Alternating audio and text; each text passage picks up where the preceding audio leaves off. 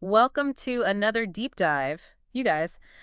Today we're diving into the world of Dragon Ball. Yeah, Dragon Ball. But we're not talking, energy blasts or epic tournaments today. Uh, We're Probably. going deeper into the characters I themselves. like it. And for our source material, we're using a podcast episode where the hosts ranked Dragon Ball characters across a bunch of different categories. But, we're not just going to repeat what they said. Yeah. We're going to really, dissect it, analyze it, maybe even disagree with them a little bit. Sounds good. Yeah, so think of this as like a character study. Yeah. We're really going to explore what makes these figures tick, whether you're a seasoned fan or this is your first time hearing about Dragon Ball. Awesome. So, okay, let's get into it. Let's do it. Starting with the Saiyans, Good. the warrior race that gave us legends like Goku, Vegeta, and Brawly. Right? You can't talk Dragon Ball without talking about Goku. He's like the heart and soul of the series. He is. And the podcast hosts gave him a perfect 10 out of 10 for power. And it's hard to argue with that. Yeah, Goku's journey is all about pushing limits, from his early days training with Master Roshi Yeah. to achieving the incredible power of Ultra Instinct, Oh, yeah. which, by the way, is a technique that separates the consciousness from the body, Right. allowing for movements that are purely instinctual. Yeah, it's a pretty huge deal It is, in the Dragon Ball universe. yeah, big time. But they did dock him a little bit on personality, giving him Yeah. a 9 out of 10, Right. saying that he's a little too obsessed with fighting. Yeah. I mean, I can kind of see their point. Goku's love for battle sometimes overshadows everything else.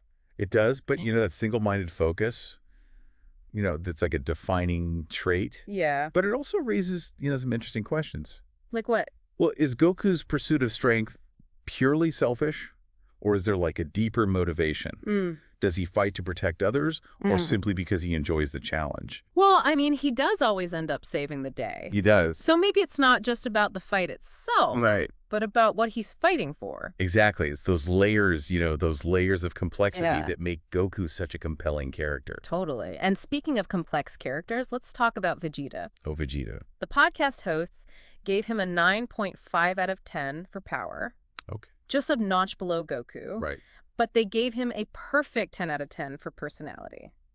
Wow. They even called his ego legendary. Well, Vegeta's ego, it's more than just arrogance. Yeah. It's rooted in his pride as a Saiyan prince. Okay. A pride that was wounded by Frieza's destruction of his planet and his people. Yeah. And that trauma that fuels his rivalry with Goku. Mm-hmm. His constant drive to prove himself as the strongest. So it's not just about being better than Goku. It's Yeah. about reclaiming his lost honor, Yeah. proving his worth. Right. And that struggle, between pride and self-doubt. Mm. Between his Saiyan heritage and his desire for redemption. Yeah. It makes Vegeta one of the most fascinating characters, the entire Dragon Ball saga. Yeah. I mean, it's no wonder he's a fan favorite. And he definitely went through some huge character development, eh? going from, a straight up villain Totally. to, well, maybe not a hero, but Right. at least someone who fights on the side of good. Well, that evolution is a testament to the series' ability to explore those complexities of its characters, Yeah. No one is simply good or evil. Yeah. Everyone has their own motivations, Yeah. Mm-hmm. their own demons to wrestle with. Yeah. And then there's Brawly, the Right. legendary Super Saiyan. Yes. The hosts were clearly impressed with his raw power, giving him a 9.5 out of 10. Yeah. He's like the embodiment of untamed Saiyan strength. Well, Brawly is interesting because, his power, it's almost entirely instinctual. He's not driven by the same desire for self-improvement as Goku Yeah. or the same, wounded pride as Vegeta. Right. His rage and power stem from a traumatic past, Okay. manipulated by those who sought to exploit his strength. So he's kind of a tragic figure, Right. like a victim of circumstance who becomes this destructive force. Precisely. And, his introduction in Dragon Ball Super, Yeah. it adds another layer to the Saiyan mythos, Right. highlighting the dangers of unchecked power Mm. and the importance of controlling one's inner demons. So we have Goku, the relentless pursuer of strength. Yeah. Vegeta battling his pride and seeking redemption. Right. And Brawly, a tragic figure consumed by his own power. Uh-huh. That's a very interesting dynamic between these three Saiyans. It really is, and it makes you think about, the different paths one can take even within a warrior race like the Saiyans. Yeah. What defines strength? Is Yeah. it about power discipline or something else entirely? It makes me wonder which of these Saiyan journeys resonates most with you. Hmm. What aspects of their struggles and motivations do you find like the most compelling? It's interesting how the Saiyans, they kind of steal the spotlight. Yeah. But the Z fighters, those earthbound warriors who fight alongside them, Right. they're just as important to the story. Oh, absolutely. They may not reach those like insane Saiyan power levels, but they're the heart and soul of Dragon Ball. I mean, they're the ones that remind us what's at stake, protecting Earth, defending the people they love. Yeah, let's start with Piccolo, Okay. the Namekian warrior who went from Goku's enemy to one of his closest allies. Yeah. The podcast hosts gave him an 8.5 out of 10 for power. Okay. And a 9 out of 10 for personality. Well. Praising his deadpan humor. Oh, I totally agree. Piccolo's sarcasm is legendary. It is. Remember that time he told Gohan dodge, like right before a giant energy blast? Oh, yeah. Nearly obliterated him? Yeah. It's that dry wit that makes him so relatable, even though he's, an alien with green skin and pointy ears. Yeah. Exactly. Piccolo's journey is all about growth and transformation.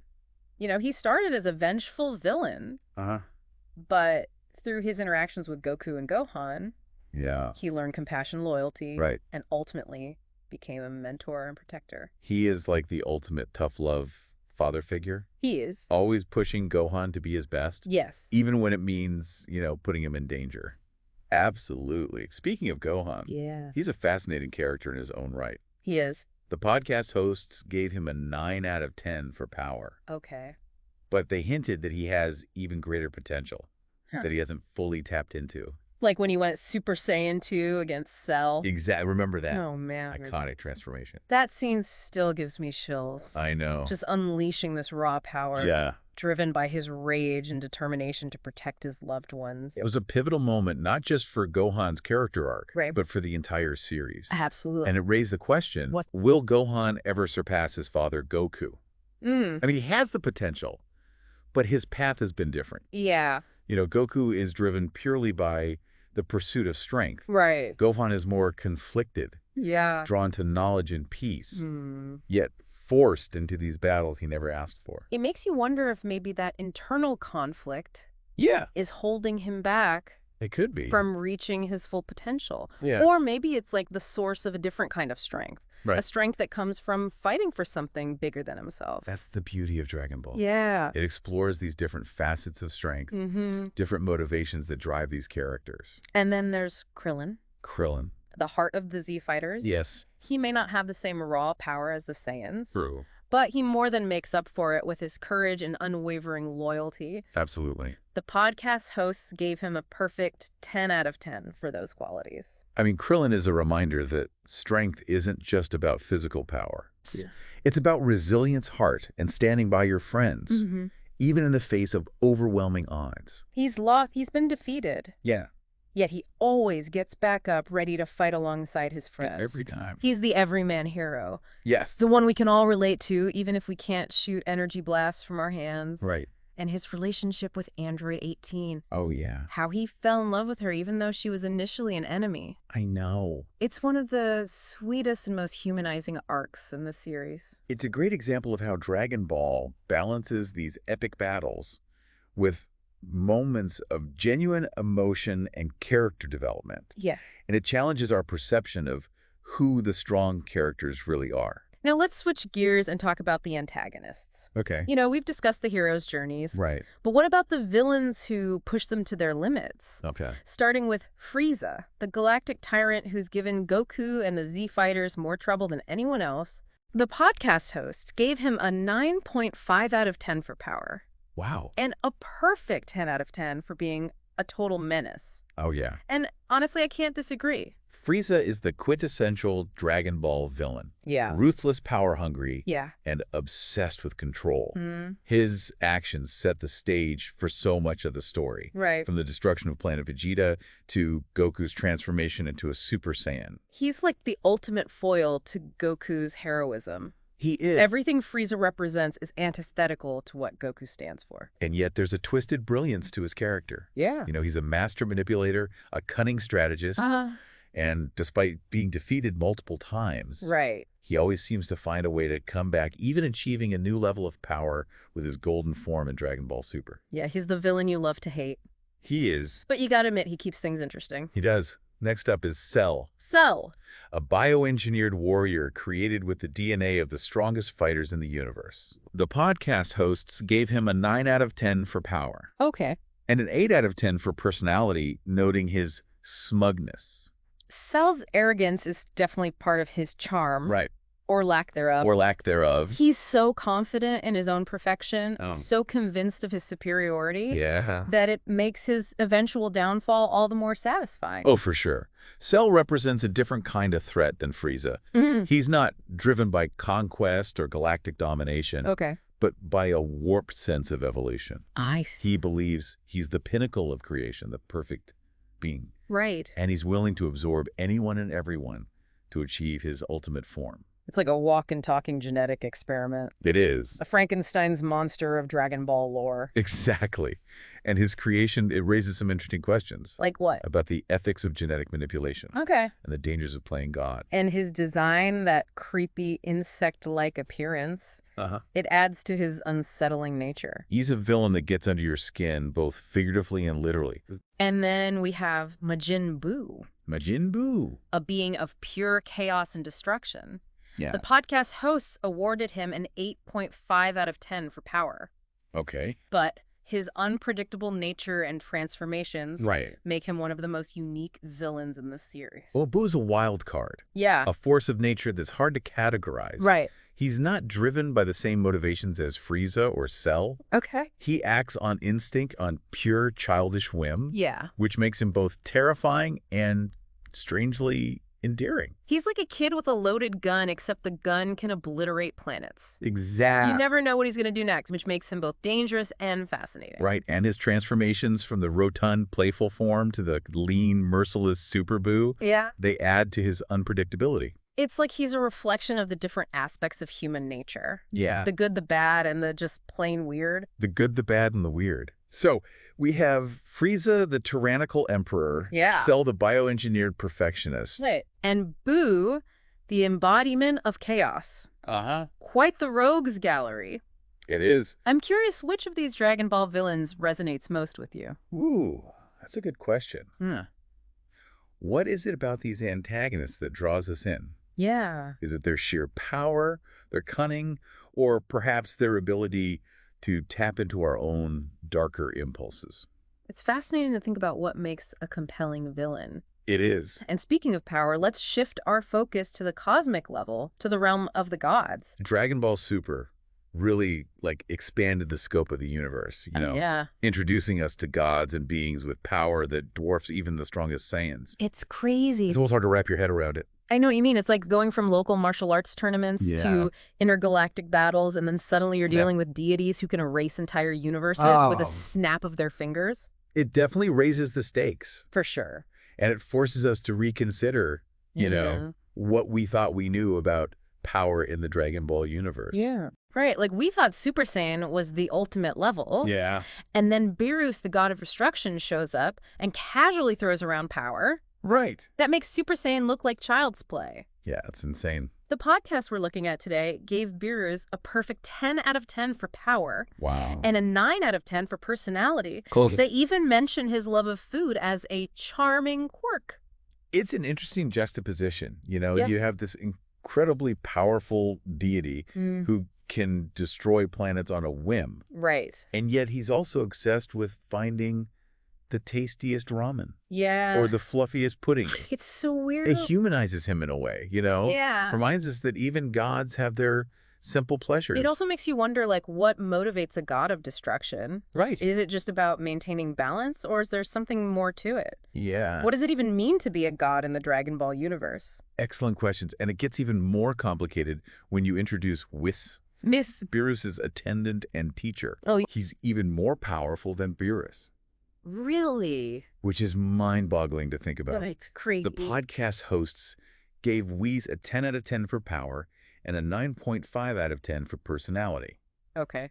Highlighting his calm demeanor and enigmatic smile. Whis is shrouded in mystery. He is. We know he's incredibly powerful, that he can manipulate time, and that he's training both Goku and Vegeta to reach new heights. Right. But his true motives remain unclear. Yeah. Is he simply fulfilling his duty as an angel, or does he have his own agenda?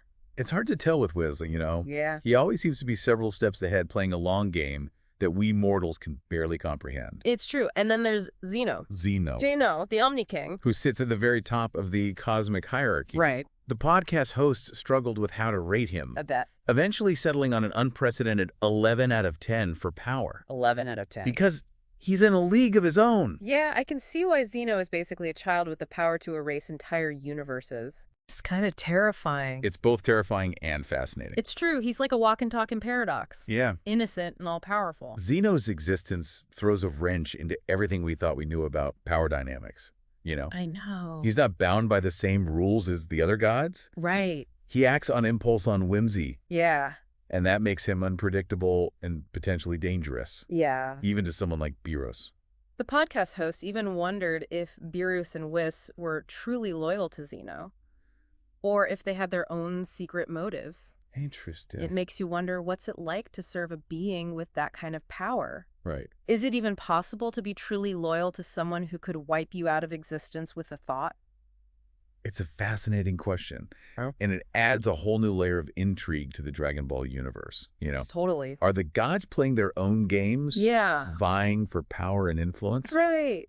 Or are they truly trying to maintain order and balance in a chaotic multiverse? It's like a cosmic chess match. It is. And we're just pawns trying to figure out the rules. I think that's a great way to put it. And it highlights how Dragon Ball, Yeah.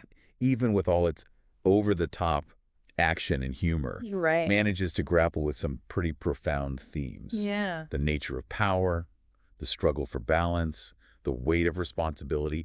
These are all ideas that resonate even beyond the fantastical world of the series. That's what makes Dragon Ball so compelling. It is. It's not just about who can punch the hardest or shoot the biggest energy blast. Yeah. It's about the characters, their motivations, their relationships, and how they navigate a world Right. filled with extraordinary challenges. And it encourages us to ask questions, Yeah. to think critically about the stories we're being told. Like what? Who are the real heroes? Mhm. What defines strength? What does it mean to be powerful? Yeah. And what responsibility comes with that power? It's more than just entertainment. It's a reflection of our own world, our own struggles, and our own search for meaning. And that's why Dragon Ball continues to resonate with audiences of all ages, Yeah. decades after its creation. Sure. It's a story that speaks to something deep within us, a story that reminds us of the power of hope, friendship, and the enduring human spirit. Well said. We've covered a lot of ground today, from the Saiyans to the Z Fighters, from the villains to the gods. We have. We've explored their personalities, their motivations, and how they've shaped the Dragon Ball universe. Right. It's been quite a journey. And we barely scratched the surface. Yeah. There's so much more to discover, so many more characters to explore, Yeah. so many more layers to unpack. We hope this deep dive has given you a fresh perspective on these iconic characters. I hope so.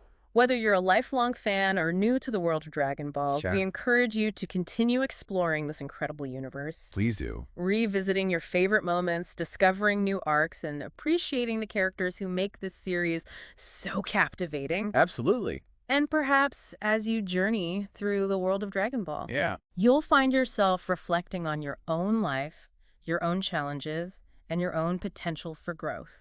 That's a good point. Who knows, maybe you'll even be inspired to train under Whis Maybe. and unlock your own hidden power. That's a great thought to leave our listeners with. Thanks for joining us on this Dragon Ball character deep dive. Yeah. Thanks for listening, everybody. We'll see you next time for another exciting exploration into the worlds of anime and pop culture.